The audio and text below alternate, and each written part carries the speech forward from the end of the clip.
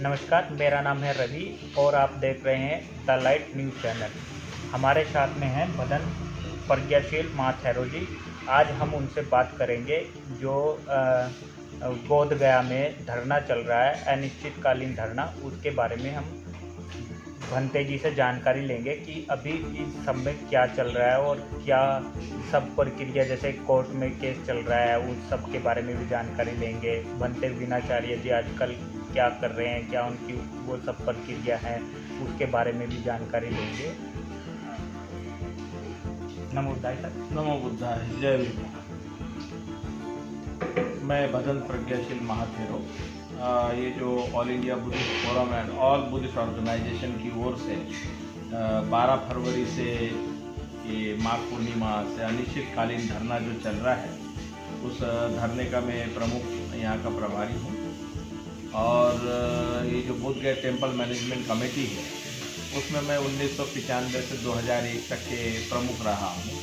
साथ ही साथ हमारे जो बुद्ध गया आंदोलन चला था, उस समय में 85 दिन चला था बुद्ध गया में, और उसके बाद 18 महीने जंतर मंतर पे चला था। तब पहली बार बुद्धिस्ट का सेक्रेटरी बनाया गया था 1998 से 2001 तक के BTMC का मैं सेक्रेटरी रह चुका हूँ। यानी आप धरने में शुरू से हैं? शुरू से।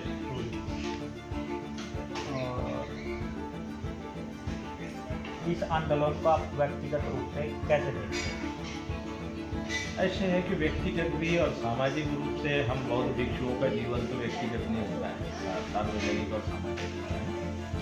तो मेरे गुरुजी हुए जिन्होंने मुझे प्रवर्तित किया, पूज्य भदंत आर्य नागार्जुन सुरेश ससाई जी, जो कि जापान से आके भारत में लगभग 56-57 माने लगभग 58 साल से भारत में थे।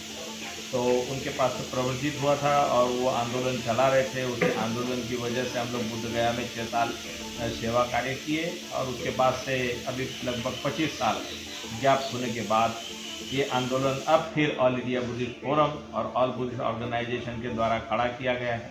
अब ये पूरा पिकअप पकड़ चुका है। ये बोध गया टेम्पल एक्ट 1949 की मांग को लेकर के सभी लोग चारों तरफ न्याय की मांग कर रहे हैं, और बौद्धों का स्थान बौद्धों को मिलना चाहिए, इस बात को लेकर के सारे सर थोड़ा सा इसको डिटेल में समझाइए कि असल में भंते चाहते क्या, उनका मेन उद्देश्य क्या है इस धरने को? ऐसे है कि भारत देश में लोकतंत्र है कहते हैं, भारत का संविधान लागू है कहते हैं, लेकिन ये गया जिले में वो लागू नहीं। गया जिले में बोध गया टेम्पल एक्ट 1949 जो है, ये संविधान विरोधी है। ये संविधान बनने के पहले का है, और भारत के संविधान के आर्टिकल 13 में लिखा गया है कि संविधान बनने के बाद, संविधान बनने से पहले के जितने नियम कानून अधिनियम से सारे शून्य घोषित किए जाते हैं, लेकिन आज तक भी वो कानून बोध गया टेम्पल एक्ट यहाँ पर फंक्शन में है। उसी बोध गया टेम्पल एक्ट के तहत ये बिहार की सरकार जो है, यहाँ पर जो बोध गया टेम्पल मैनेजमेंट कमेटी बनाई गई है, तो इस कमेटी में नाम के लिए 4 बौद्ध मेंबर रखे जाते हैं, और बाकी जो है सारा पूरा का पूरा स्टाफ से लगा करके पूरी कमेटी जो है वो गैर बौद्धों की है। तो इसलिए हम चाहते हैं कि भारत के संविधान में जिस प्रकार से जो फंडामेंटल राइट्स है और अल्पसंख्यकों के अधिकार है, आर्टिकल 25-26 में कहा गया कि जिस धर्म का स्थान है उसी धर्म के लोग उसका मैनेजमेंट करेंगे, उसका प्रचार करेंगे, उसका व्यवस्थापन करेंगे, लेकिन बौद्धों के साथ में ये नहीं हो रहा है। इसलिए हम मांग कर रहे हैं कि भाई ये बौद्धों का स्थान है, बौद्धों को सौंप दिया जाए। जिस प्रकार से क्रिश्चियन लोग हैं, दुनिया में जितने भी क्रिश्चियनों के चर्च है, तो उनका मैनेजमेंट क्रिश्चियन लोग करते हैं। दुनिया में जितने भी इस्लाम के मानने वाले हैं, उसके वो इस्लामिक के भाई लोग जो है उसका मैनेजमेंट संभालते हैं। जितने भी सिख है, जैन है, लिंगायत है, पारसी है, वो अपने अपने धर्मों का मैनेजमेंट, अपना स्थान, उसका व्यवस्थापन वही लोग संभालते हैं। लेकिन बुद्ध गया दुनिया के सबसे प्राचीन विरासत, जहाँ सिद्धार्थ गौतम राजकुमार सम्यक संबोधि प्राप्त किए और बुद्ध बने, सम्यक संबुद्ध बने, वो स्थान, उसका मैनेजमेंट बौद्धों के हाथों में नहीं है। और वहाँ का जितना भी दुनिया के बुद्धिस्ट लोगों का दान आता है, चढ़ावा आता है, तो उसको लेने का अधिकार भी बुद्धिस्ट को नहीं है। तो ये सारा गैर बौद्धों के पास जाता है। और गैर बौद्धों के पास जाने की वजह से भारत में बुद्ध की शिक्षाओं का प्रचार प्रसार नहीं होता है। और यहाँ पर न कोई स्कूल चलता है, न कोई दवाखाना चलता है, जबकि छोटे छोटे संस्थान हैं लोगों के, वहाँ कल्याणकारी कुछ दवाखाने चलते हैं, स्कूल चलते हैं, कुछ न कुछ कल्याणकारी योजना चलती है। और ये दुनिया का सबसे बड़ा स्थान, दुनिया के बौद्धों का, यहाँ पर आने वाले दान का जो है ना दुरुपयोग होता है। और यहाँ पर कुछ 10 भंते 5 भंते भी अगर चले जाए मैनेजमेंट कमेटी, तो वो कमेटी खाना वाना नहीं देती है। तो यहाँ का जो दान आता है वो सरकारी लोग, ज़्यादातर मेहमान आते हैं, उन पर खर्चा होता है, उन्हीं के आवभगत में चला जाता है। तो इसलिए ये दान का दुरुपयोग, साथ ही साथ ये महाबोधि विहार का जो आध्यात्मिक महत्व है, धार्मिक महत्व है, वो महत्व वहाँ पर नहीं दिखाई देता। जबकि यूनेस्को ने वर्ल्ड हेरिटेज ने 2002 में इसे अपने कंट्रोल में लिया।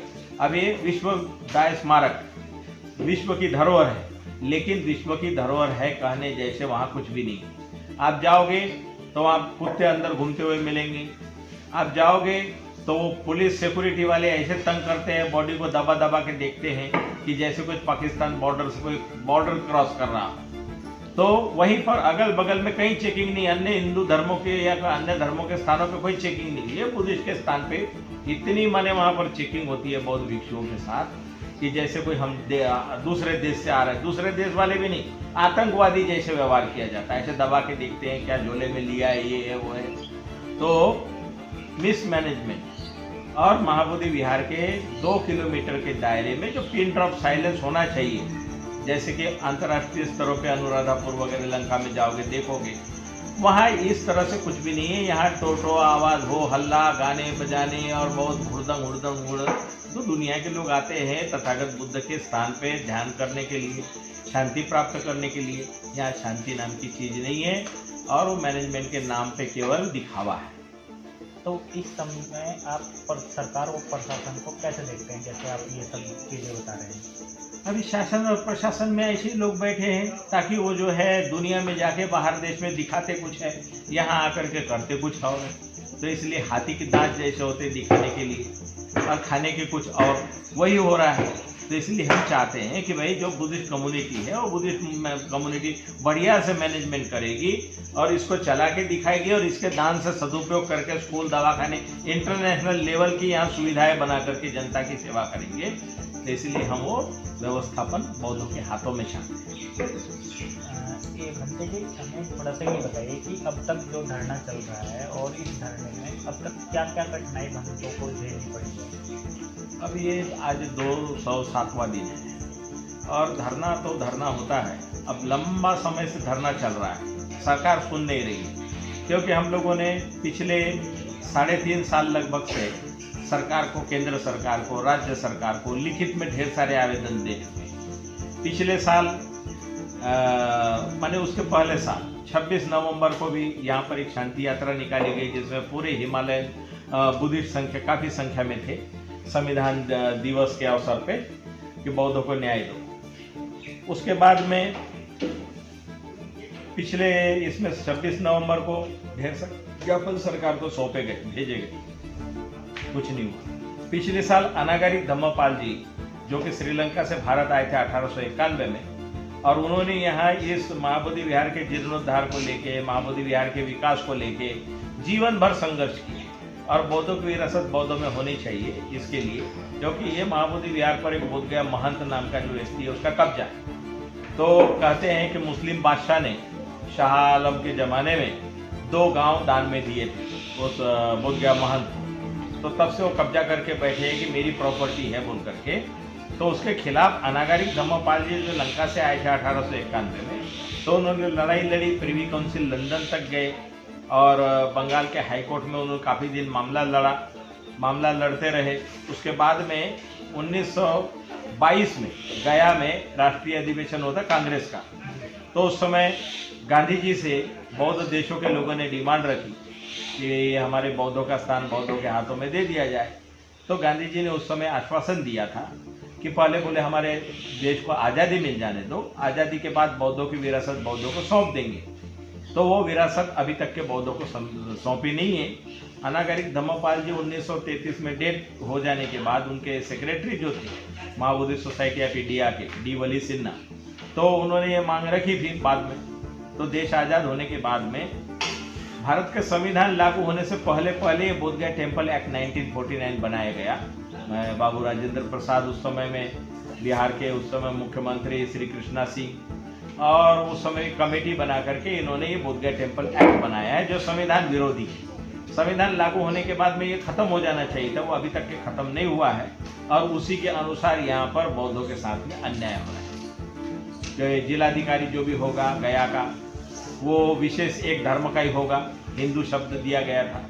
अभी 2013 में बम ब्लास्ट वगैरह यहाँ पर किया RSS वालों ने, तो उसके बाद क्या हुआ कि वो हिंदू शब्द हटा करके जिलाधिकारी गया जो है वो अध्यक्ष रहेगा, ये बात रखी है।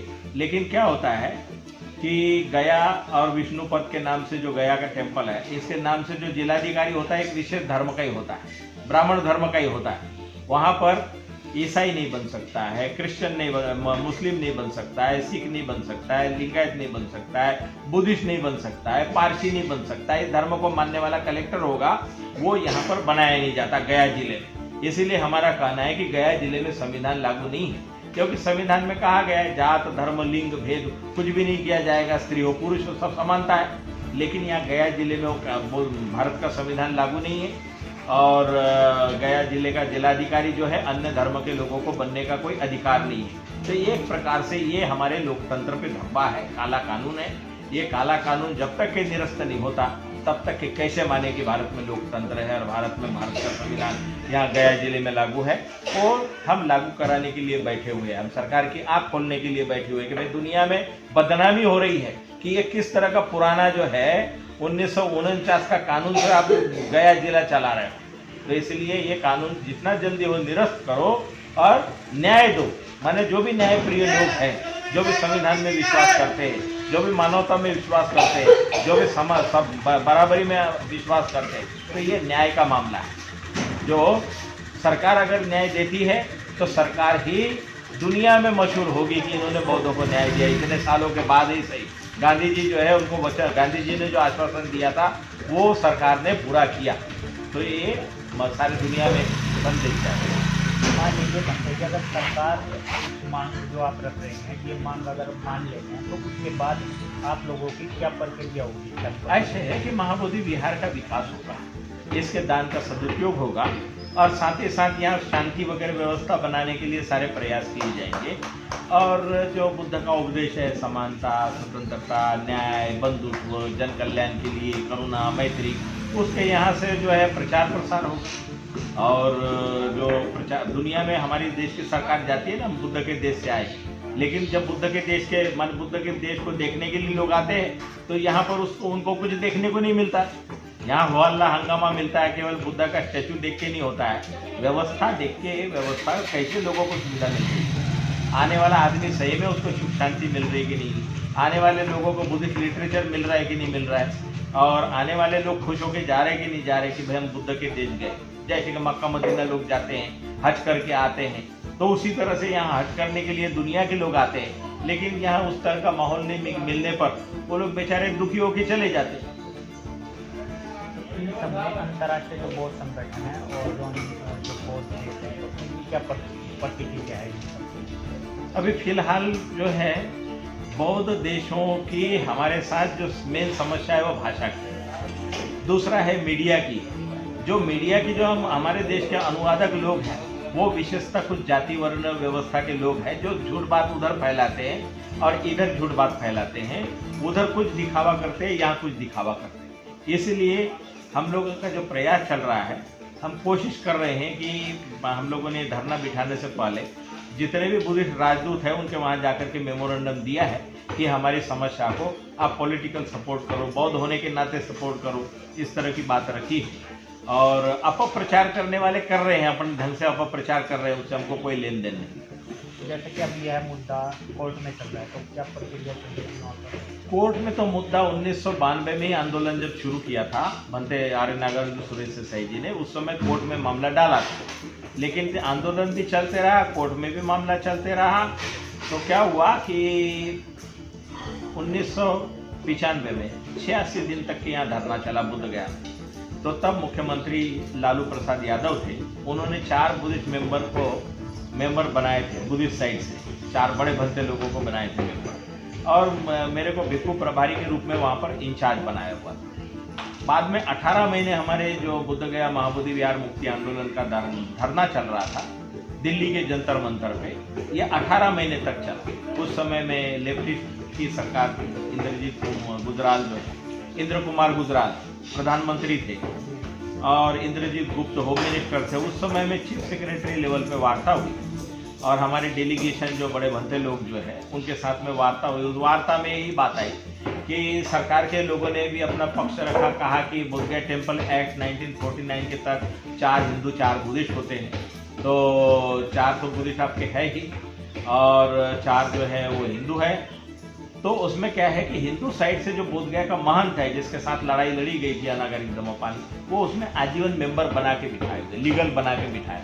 तो वास्तविक कब्जा बोधगया महंत का है और जिलाधिकारी गया के देखरेख में सारा कारोबार चलता है। तो क्या हुआ कि उस समय में बात आई कि जिलाधिकारी गया तो हमेशा अध्यक्ष रहते हैं, वो तो हिंदू साइड से रहते हैं, बुद्धिस्ट से तो कभी अध्यक्ष बनने की बात ही नहीं है।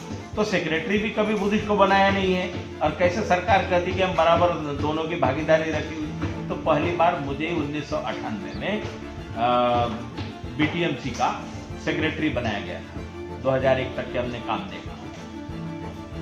अब पूरे इस आंदोलन में जो ये आंदोलन चल रहा है, इस आंदोलन को आप कैसे देख रहे हैं कि मतलब सफलता के तौर पर आप इसको कहाँ रखना चाहते हैं? देखिए 134 साल से अनागरिक धम्मपाल जी के ज़माने से मूवमेंट खड़ा हुआ चल रहा है। बीच में थोड़ा उठा, नीचे दबा, फिर अब इस समय में जो गति पकड़ा है, तो ये गति पकड़ा है इस समय का जो मूवमेंट है सोशल मीडिया है। पहले के आंदोलन में सोशल मीडिया नहीं था। दूसरा, पूरे हिमालय के जो बुद्धिस्ट है, जो ट्रेडिशनल बुद्धिस्ट है, लेह लद्दाख से लेकर के दार्जिलिंग, कालिम्पोंग, सिलीगुड़ी, लाहौल, स्पीति और सिक्किम तक, ये जो जितने बुद्धिस्ट है इनका इन्वॉल्वमेंट पहले के आंदोलनों में नहीं रहा। अब इस बार जो है ये जो ऑल इंडिया बुद्धिस्ट फोरम है, ये बंगाल बेस्ड ऑर्गेनाइजेशन है जो इस मूवमेंट को लेके लीड कर रहे हैं। और इन्होंने 2-3 साल जो कोशिश किया, मैंने पहले बंगाल में बुद्ध जयंती की छुट्टी नहीं थी, तो बुद्ध जयंती की छुट्टी प्राप्त की उन्होंने, सामूहिक सारे लोग मिलकर के प्रयास किया, संगठित प्रयास से वो सक्सेस हुई। वही संगठित प्रयास से इस आंदोलन को अभी लीड करने वाले लोग, सभी जितने भी देश के संगठन हैं, जो बुद्ध, अंबेडकर, शाहू फुले में विश्वास करने वाले लोग, उनके मानने वाले लोग, तो सभी से कहा है अपना अपना समर्थन पत्र दीजिए, साथ सहयोग दीजिए, अपनी अपनी सहभागिता निश्चित कीजिए। और ये एक व्यक्ति का नहीं है, जो भी बुद्धिस्ट है वो सभी का ये आंदोलन है, तो इसलिए आंदोलन में तन मन धन से सहयोग दीजिए। ऐसे बोल करके इस मूवमेंट को 12 फरवरी से खड़ा किया है। इसके पहले हमने सरकार को ढेर सारे ज्ञापन दिए और पिछले साल 160वीं जयंती अनागरिक धम्मपाल जी की जो हमने पटना में मनाई, उस समय 550 ज्ञापन अलग अलग संस्थाओं के जमा करके 45,000 हस्ताक्षर सारे जमा करके बिहार के मुख्यमंत्री को माननीय चीफ सेक्रेटरी के माध्यम से सौंपे हैं। लेकिन उस पर बिहार सरकार के मुख्यमंत्री मौन है, मुंह नहीं खोला है। उसके बाद ये धरना हम लोगों को मजबूरी में बिठाना पड़ा कि सरकार कुछ बातचीत ही नहीं कर रही, इसलिए आमरण अनशन से मूवमेंट खड़ा किया। और उसके बाद में आमरण अनशन से शुरू करने के बाद बिहार के जो जिलाधिकारी वगैरह हैं, इन लोगों से बोला कि ये धरना जो है अनिश्चितकालीन भूख हड़ताल से शुरू हुआ है। तो वो लोगों ने 27 फरवरी को बिहार के संयुक्त सचिव जो है अनिमेष पांडे, उनसे मुलाकात करवा दी जिलाधिकारी के माध्यम से। और वहाँ से उन्होंने बोला कि ठीक है, अच्छी बात है, 10 दिन हमको दीजिए और हम उस पर कुछ आपको बताएंगे। उसी रात हमारे भद्दे लोगों को आधी रात में जबरन स्वास्थ्य जांच के नाम पे उठा करके ले गए और गया के मेडिकल कॉलेज में ले जाके डाल दिया। तो दूसरे दिन 28 को दिन भर धरना वहाँ पर चला, गया के मेडिकल कॉलेज में चला। और उसके बाद मांग की हमको जगह दीजिए धरना चलाने के लिए। तो यहाँ 2 मुहान बोल के जगह है, वहाँ महाबोधि गेट बना हुआ है बोधगया टेम्पल कमेटी की ओर से, तो वहाँ धरना शुरू हुआ। बहुत खराब जगह में डाला हुआ था धरना, जगह दी थी, पशु मरे जानवर डालने की जगह थी। तो वो जगह साफ सुफ करके हमने वहाँ से अभियान चलाया और अपनी मांग को लेकर के देश विदेशों तक की चर्चा गई। और धरना धीरे धीरे धीरे धीरे धीरे धीरे बुद्ध पूर्णिमा तक के बहुत पिकअप पर आया। तो जैसे ही ये बढ़ने लगा तो राजनीतिक लोग भी अपनी अपनी महत्वाकांक्षा लेके आए, राजनीतिक लोगों के प्रतिनिधि आए, कुछ लोगों ने उस धरने को अपने हाथ में लेने की कोशिश की, काफ़ी कुछ हंगामा किया, उसको तोड़ने के लिए काफ़ी कोशिशें की।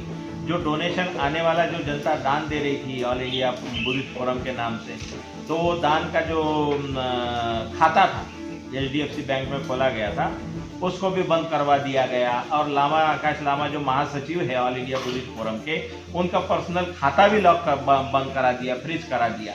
तो लगभग हम लोग मई महीने से हमारे पास में आने वाली आय वगैरह बंद करा दी गई। जो धरना उठाने वाले ने सरकार के साथ मिल करके कुछ उन लोगों ने ऐसे तिकड़म की जो यहाँ के कट्टरपंथी संगठन है, जैसे कि RSS के दिनेश कुमार जो प्रचारक, उसके साथ यहाँ बोधगया में ऑल इंडिया भिक्षु संघ के यहाँ के प्रमुख सर्वेसर्वा भंते हैं, वो बोधगया का महंत, और साथ ही महाबोधि सोसाइटी ऑफ इंडिया का नाम की संस्था है, उसके भंते जो है, जो श्रीलंका के भंते भारत के बन के बैठे हैं। तो ये सारे लोगों ने मिलकर के ये आंदोलन को उठाने के लिए, ख़त्म करने के लिए, बर्बाद करने के लिए एड़ी चोटी का जोर लगाया। और अभी भी उनके कारनामे चल रहे हैं। इस आंदोलन को 2-3 भागों में डिवाइड भी किया। आप ये कहना चाह रहे हैं कि ये जो आंदोलन चल रहा है और इस आंदोलन की जो कमजोरी है वो कहीं ना कहीं आपके साथ के जो बनते हैं वो उन लोगों के साथ में मिलकर ये सब चीज़ को करवा रहे हैं। वो लोगों ने काम पे लगाया वो, जैसे कि चुनाव प्रचार में लगाते हैं नहीं, किसी को पैसा दे के या किसी को मरवाने के लिए सुपारी देते हैं, इस तरह के बहुत से संगठन वाले लोग कुछ न कुछ कर रहे हैं। तो जो बनते बीनाचार्य की गिरफ्तारी हुई वो इसी परिप्रेक्ष्य में हुई कि कुछ लोगों ने उनको सहयोग करके उनको उठवाया करके कुछ। अभी क्या है कि आंदोलन में गरम दल, नरम दल, इस तरह के मामले चलते रहते हैं। कोई चाहता है कि मेरे नेतृत्व में चले, तो ये लामा खराब है भाई, ये हिमाचली है, बाहरी है, हम यहाँ के लोग पकड़ेंगे, हम चलाएंगे। तो इस तरह के मतभेद की काफ़ी लेके आए थे और उस समय में इस धरने को कमज़ोर भी करने की कोशिश की, यहाँ तक कि भारत पाकिस्तान युद्ध भी। तो भारत पाकिस्तान युद्ध बता करके हमको धरना उठाने के लिए प्रशासन ने जबरन मजबूर किया। और प्रशासन के साथ जो बैठकें हुई, उस बैठक में जिन लोगों को बोलना चाहिए उन लोगों को न बोल करके फालतू की जो आकर के बैठ जाते थे, उन्हीं से उनकी चर्चा और वार्ता करके वो मामले को बिगाड़ने में लगे रहे। तो बिगाड़ने में रहे तो इसके क्या है, मैं नेता। तो जो मेन नेतृत्व करता है वो साइड में रह गया। और जो नहीं थे, अभी जितने भी सोशल मीडिया में आप देखोगे तो बहुत से लोग आकर के और अपनी बात करके और बुराई करने में, ये लामा खराब है, ये भंते खराब है, धरना बेच दिया, करोड़ों रुपया खा लिया। तो इस तरह की अफवाहें फैला करके 9 मई को ही ये बोल दिया कि ये धरना तो बिक चुका है, धरना उठ चुका है, खत्म हो गया है। ऐसे भ्रम फैलाने के कारण सोशल मीडिया में क्या है कि जनता में सोशल मीडिया से बहुत ज़्यादा तेजी से मैसेज किया। कुछ लोगों ने क्या किया कि हमारा धरना इधर बैठा हुआ था, वो लोग उधर अलग अलग जगह सभा सम्मेलन करते रहे, धरने के नाम पे डोनेशन उठाते रहे। उन्होंने अपने अकाउंट में स्कैनर डाल के, QR कोड डाल के सारा पैसा लूटते रहे और हम लोग धरना पे बैठे रहे। तो क्या हुआ कि धरने पर जो आना चाहिए था दान, वो नहीं आया, वो उनके जेबों में गया। तो उनके जेबों में गया तो उनके जेब गर्म है, इसलिए वो उछलते फानते जिधर उधर अपना दिखा रहे कि हम ही चला रहे हैं। तो बनते आर्य नागार्जुन सुरेश सोसाइटी 2012 में ये जो केस, मैंने पहला केस 1992-93 में जो डाला था वो विड्रॉ किया था।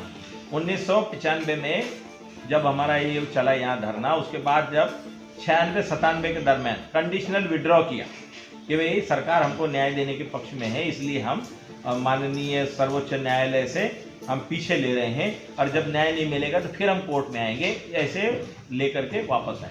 तो तब पहली बार बुद्धिस्ट का सेक्रेटरी बनाया गया था, क्योंकि प्रधानमंत्री उस समय इंद्र कुमार गुजराल ने कहा था कि तुम्हारा तो मामला इधर भी चल रहा है, सुप्रीम कोर्ट में भी चल रहा है, तो इसलिए वो पीछे लिया था। और उसके बाद बुद्धिस्ट सेक्रेटरी बने, कुछ काम करके दिखाए। फिर 2011-12 के बीच एक शेरिंग वांगडी भुटिया नाम के व्यक्ति जो दार्जिलिंग के पास खरसियांग है वहाँ के, उन्होंने ये मामला डाला। उनके बेटे जो है दिल्ली पुलिस में एडिशनल कमिश्नर के पोस्ट पे थे, तो उन्होंने केस डाला सुप्रीम कोर्ट में। तो दिल्ली के कुछ लोगों ने भंते सुरेश सोसाइटी के पास जाकर बोला कि भाई भंते जी जो है वो उन्होंने सुप्रीम कोर्ट में मामला डाला है, अगर कल के लिए न्याय मिलता है तो श्रेय सारा उनको चला जाएगा। तो इसलिए भंते सुरेश सोसाइटी पार्टी बनी। फिर उसके बाद में और भी कुछ नेता लोग भी उसमें पार्टी बने। कई लोगों ने 4-5-6 लोगों ने केस डाला और वो केस 2012 से बनते सुरेश सोसाइटी के केस पे कभी सुनवाई नहीं हुई। तो ये जो हमारा धरना बैठा, तो धरने पर यहाँ से इंटरवेंशन अपील की गई आकाश लामा ने अपने नाम से कि भाई ये 2012 से बदन आर्यनगर में सुरेश सोसाइटी ने सर्वोच्च न्यायालय में मामला डाला हुआ, उसकी सुनवाई अभी तक क्यों नहीं? कोई भी केस जो है इतने दिन तक के लंबित नहीं रहता है। तो ये इंटरवेंशन अपील डालने की वजह से 16 मई को सुप्रीम कोर्ट ने बोला कि 29 जुलाई को इसके पिटिशनर जो है वो जीवित है क्या, फिर इतना समय क्यों लगाया, वकीलों को दांत फटकार लगाई और बोला कि 29 जुलाई को इसका फाइनल जो है ये किया जाएगा। तो 29 जुलाई को भी हम इंतजार करते रहे, वो सुनवाई में नहीं आया। फिर कहा कि 5 अगस्त को होगा, सुनवाई में नहीं आया। अब सुना है कि आने वाले 30 अक्टूबर को इसकी सुनवाई होगी, ऐसा सुना है। लेकिन जितना भी सर्वोच्च न्यायालय में जो है वो मनुवादी व्यवस्था के लोग नीचे से ऊपर तक बैठे हुए हैं, इसलिए ये धरना हमारा कंटिन्यू चल रहा है। और न्याय आज नहीं कल नहीं परसों, हमारे जो बहुसंख्यक बहुजन जिनको बोलते हैं तो सोए हुए लोग हैं ज़्यादातर, उसमें से कुछ जाग रहे हैं और देश विदेशों में कुछ जागे हुए हैं। इस धरना को लेकर के इंग्लैंड में, फ्रांस में, जर्मनी में, आपका नीदरलैंड में, जापान में इसकी चर्चा हुई है। जो हमारे बुद्धिस्ट लोग हैं, विशेषतः बाबा साहब अम्बेडकर के मानने वाले बुद्धिस्ट लोग हैं, जो जहाँ तहाँ दुनिया में काम कर रहे हैं, उन्होंने इस बात को फैलाने का काम किया। और जो भंते लोग बाहर देशों में इनके संपर्क में हैं, उनसे बात उठाई कि भारत में बौद्धों पर अन्याय हो रहा है। और सरकार जो बोलती है, 2 बात बोलती है कि बुद्ध के देश से आया हूँ, बुद्ध ने ये किया, बुद्ध ने वो किया, लेकिन बौद्धों को यहाँ कोई न्याय नहीं है। बौद्धों की कोई जो संस्थाएं वगैरह भी जिस तरह से होनी नहीं है, क्योंकि सारी आमदनी दुनिया के बौद्धों का दान जो आता है वो अबौद्धों के पास चला जाता है। तो बौद्धों के पास जब दान नहीं तो प्रचार प्रसार कैसे होगा? तो इसलिए प्रचार प्रसार के लिए बौद्ध लोग संगठित होने का काम चल रहा है। और क्या है कि ढेर सारी भाषाएं समस्याएं, दक्षिण की भाषाएं, उत्तर की भाषाएं। अभी हमारे पास धरने पर एक बनते बैठे हुए ये है गुलबर्गा से, जो खड़गे साहब ने एक बहुत बड़ा बुद्ध विहार बनाया दीक्षा भूमि के बाद, जो है गुलबर्गा में सिद्धार्थ बुद्ध विहार। ये मार्च महीने से धरने पर बैठे, लेकिन इनकी समस्या ये है कि इनको हिंदी नहीं आती है।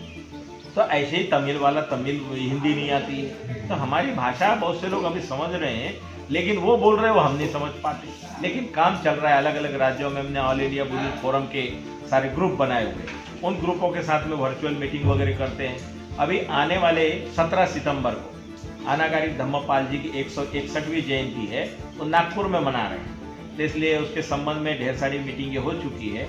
और मशाल यात्रा 10 अगस्त से निकली हुई है, जो पंजाब में भी चल रही है, छत्तीसगढ़ में चल रही है, महाराष्ट्र में चल रही है। यहाँ बिहार में भी हम लोगों ने 28 अगस्त को, औरंगाबाद है यहाँ पास में, वहाँ मशाल जुलूस निकला था, मशाल यात्रा। और 29 तारीख को हम लोग भी यहाँ से महाबोधि विहार के सामने अपनी मशाल यात्रा लेके गए। तो बिहार सब जगह जन जागरण अभियान जारी है, काम चल रहा है। और हम लोग जो इस अभियान में लगे हुए हैं, अब बीमारी 134 साल पुरानी है, तो इसका इलाज भी हम जानते हैं कि उसका समय लगेगा। और विधानसभा में भी, राज्यसभा में भी कुछ नेताओं ने इस मामले को उठाया है। तो उपेंद्र कुशवाहा जी ने जो है उन्होंने भी उठाया इस मामले को कि ये पुराना बीमारी, पुराना एक्ट खत्म होना चाहिए। साथ ही साथ बीजेपी के सांसद जो है, बीजेपी के विधायक, उन्होंने शुरू में इस मामले को उठाया था यहाँ विधानसभा में। और काफ़ी खड़गे साहब वगैरह कांग्रेस के लोगों ने उठाया, और लोगों ने महाराष्ट्र में विधानसभा में उठा। तो मांग उठी है और चर्चा चल रही है। जो संगठित प्रयास हो रहा था, बहुत ज़्यादा जो भीड़ भाड़ दिखी थी, उसको तोड़फोड़ तो किया, लेकिन तोड़फोड़ करने वाले स्वयं अपने इधर उधर घूम रहे हैं और संगठित होने के लिए भी प्रयास भी कर रहे हैं। और जो डोनेशन जो हड़प के बैठे हैं, वो डोनेशन अभी तक के हमारे धरने पर लेके नहीं आए। लेके आएंगे, दान की रसीद देंगे, तो तब समझ में आएगा कि सही में ये लोग एक मिलना चाहते हैं, एक हो गए हैं। हाँ, तो इसलिए अभी जो है चर्चा जिधर उधर है कि एक हो गए, लेकिन डोनेशन धरने पर नहीं आया है। बनते कि हमारा अंतिम सवाल ये है कि अब धरने को लेकर आपके फ्यूचर में प्लान क्या है? प्लान तो हमारे तो जो है काम चल रहा है, जो जन जागरण अभियान है मशाल जुलूस से लेकर के लोगों को जगाने का, कि जन जन तक के जन आंदोलन को जन जन तक के गांव-गांव तक, क्यों कि सोशल मीडिया जो है ये भी गांव में नहीं जाता है, कुछ ही जिनके पास मोबाइल है या जिनके पास समय है वही देख पाते हैं। तो सरकारी मीडिया जो है वो तो हमारे खिलाफ में है, विरोध में है, वो तो ये बात को बिल्कुल मौन, प्रिंट मीडिया वगैरह सारा मौन है। तो प्रयास तेज करने के लिए हमारे लोग सक्रिय होकर काम में लगे हुए हैं और धीरे धीरे धीरे धीरे जनता का आंदोलन बन चुका है लगभग। अभी थोड़ा प्रयास जो है अभी सर्वोच्च न्यायालय पे लोगों की नज़र लगी, क्योंकि मुख्यमंत्री और ये सरकार चुनावी दृष्टिकोण से वो ध्यान में रखते हुए हाँ हूँ कुछ भी नहीं बोल रही है, क्योंकि यहाँ दिमाग के अंदर शब्द डाल दिया है हिंदू है, ये बुद्धिस्ट है, बुद्धिस्ट है। तो न्याय के संबंध में वो हिंदू बुद्धिस्ट का मामला देख करके वो बात नहीं कर रहे हैं। तो उम्मीद है कि सर्वोच्च न्यायालय न्याय दे। अगर सर्वोच्च न्यायालय न्याय नहीं देता है तो हम इंटरनेशनल कोर्ट में जाने के लिए हमको यह हो जाएंगे कि भाई भारत में हमको न्याय नहीं दे रही सरकार, तो हम अंतर्राष्ट्रीय कोर्ट में आए, क्योंकि ये केवल भारत का ही मामला नहीं है, दुनिया के बौद्धों का मामला है, क्योंकि सारे दुनिया के लोग ये बुद्ध को मानते हैं और जो यहाँ आकर के दान देते हैं। धन्यवाद बनन प्रज्ञाशील माथ हैरोजी इस बातचीत के लिए। दोस्तों, हमारे साथ में थे बनन प्रज्ञाशील माथ हैरोजी, जिनसे हमने पूरे धरने के बारे में जानकारी दी। अगर आपको हमारा यह वीडियो अच्छा लगा हो तो हमें हमारे चैनल को लाइक करें, शेयर करें और वीडियो को ज़्यादा से ज़्यादा